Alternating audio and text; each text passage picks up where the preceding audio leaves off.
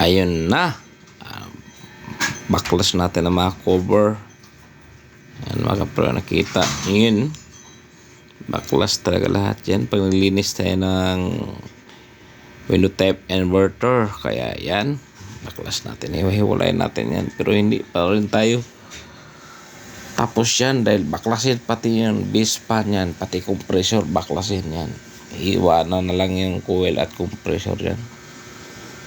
Ayan. Yung binaklas ng kasama ko yung condenser pan motor at ako na may baklasin ko yung blower wheel. Ayan, nabaklas ko na. At baklasin ko ulit yung pan motor niyan para mahugasan ng gusto yung blower wheel. Ganun ang ng window type inverter mga kapre yun. Napakaraming babaklasin. Unlike sa non-inverter na kunti lang. Ayan, baklas na yung pan motor ng indoor saka outdoor. Ayan. Napakarumi ang unit yan mga kapreon. Siguro ngayon lang nalinis yan. Kaya grabe, napakadumi. Kita mo yung dumi dyan sa flooring. Ang dumi. So baklasin din natin yung na yan. Samantala yung kasama natin ay nagsasabon na doon para ibalik ang dating linis ng blower. Ayan. Kuskus na may gaya. Nakita nyo na. Baklas na lahat. Naghihiwalay na yun silang dalawa. Dahil tuloy-tuloy natin yan paglinis para ibalik ang dating bagong aircon na malinis. Ayan, binugahan na natin ang kanyang condenser yan mga kapatid, at yan ang evaporator. Ayan, bugahan natin ang coil para malinis ng maigi. Kaya pag maglinis ka ng window type mga kapatid, pagaganyan, taas-taasan natin ng singil ng ating customer kasi napakahirap yung trabaho na yan.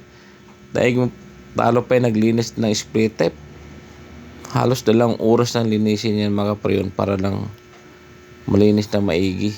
Ayan, malinis na linis yan. Makita mo yung tubig ng buga sa sahig ay malinis. Ibig sabihin malinis na ang ating aircon. Pero kung marumi pa, huwag nating itigilan hanggat hindi luminaw ang tubig para malinis na malinis. Ba nakita niyo ang dumi? Yung condenser niya, baliktaran ang buga niya dapat para matanggal talaga yung dumi. Kita yung tubig, ang dumi, yung itim. So tuloy-tuloy lang tayo sa paglinis ng ating condenser. Ayan. Hindi tayo baliktaran natin. Ayan, malinis na ang kanyang evaporator. Ang condenser niya ay tuloy-tuloy pa rin tayo. Ayan, kita niyo malinis na ang kanyang mga cover, mga housing ng pan motor blower. And samantalang kinukuskus naman yung partner ng base fan ng window type para tuloy-tuloy ang kanyang. Ayan, binalik ko na ang compressor mga kapreyon. Ayan, hinigpitan ko na yan ng tornilyo. Kailangan nating huwag kalimutang ibalik ang mga tornilyo dyan kung ano yung mga tinatanggal. Kailangan nyo talagang tandaan yan mga kapreyon, dahil para hindi magsubra ang tornilyo. Ayan, compressor, higpitan natin yan kasi importante yan. Kasi pag hindi mahigpitan ng maigi, magkakaroon ng vibration ng ating compressor.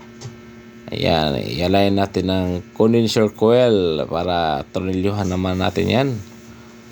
Ayan, first time natin maglinis ng TCL window type inverter. Napakarumi mga kapreyon yan. Kaya hindi ako nagdalawang isip na baklasin lahat yan para makita natin sa customer na napakarumi ang kanilang aircon. Ayan, mga ganyan mga marumi, sarap talaga linisin yung mga kapreyon para ibalik ang kanyang dating linis. Kaya magtatagalan talaga sa pag linis. Ayan kita nyo yung blower, nasimbol ko na yan yung evaporator blower, kanyang housing. Kaya mag-iingat lang tayo mga kaprayon pag nagbaklas tayo dyan dahil maraming pwedeng masira ang kanilang housing dahil ma-clip yung iba dyan, matunelyo yung iba. So kailangan natin mag-iingat dahil pag yan ay masira, yan ay kasalanan natin yan dahil bakit hindi iniingatan. Sa mga AC technician, huwag kayo magmamadali pag ganyang trabaho dahil sa atin nakasalalay ang trabaho natin dyan at yung malinis at standard sa paglinis ng window type. Lalo na mga inverter, pag-iingat tayo kung mabasa ang board. So kailangan natin takpan kung hindi nyo baklasin.